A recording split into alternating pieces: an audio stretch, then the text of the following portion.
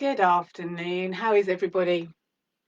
Um, so today I wanted to look at 5 things to think about when you're doing a squat, and also a pelvic floor friendly squat, because obviously there's loads of different ways to squat.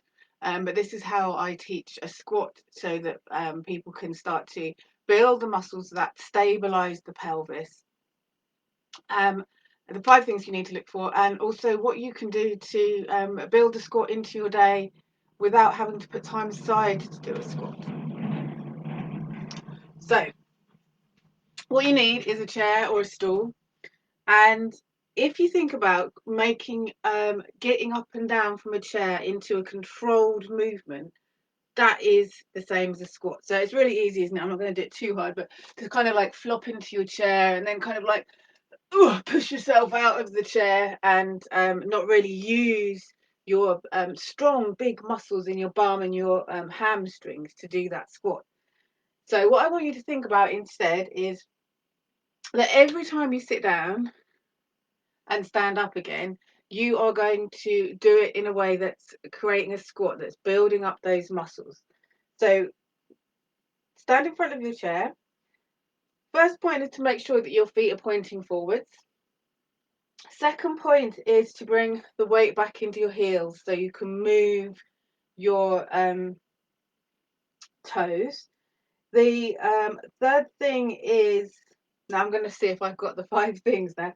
Third thing is to never let your knees come in front of your ankles. The fourth thing is to really make sure that coming down is controlled. So if you need to, if you can't get very far down without kind of like falling at the end, build up your seat with some extra cushions. And then the fifth thing is, when you come back up, rather than kind of pushing down on the arms of chairs, think about pushing the weight into your heels, into your feet. Take your body slightly forward as though you're going to go over there, and then press with the heels so that you're not bringing your knees forward as you come up, but that your knees are staying above your ankles and you're pushing down with your down into the floor with your feet. So you want to make sure that when you're sitting, you're pushing your bum out to the back, and that movement is really controlled as you come down. And the same with when you're coming back up. Your feet still pointing forward, your knees aren't going to come any further forwards over your toes. Press down with your feet rather than your hands. Allow your body to kind of come forward slightly, but it's not throwing yourself up and pressing down with your feet to stand up. So if you think about how many times you get down and up from a chair, and you make sure that that's a controlled movement, you're doing a squat multiple times a day.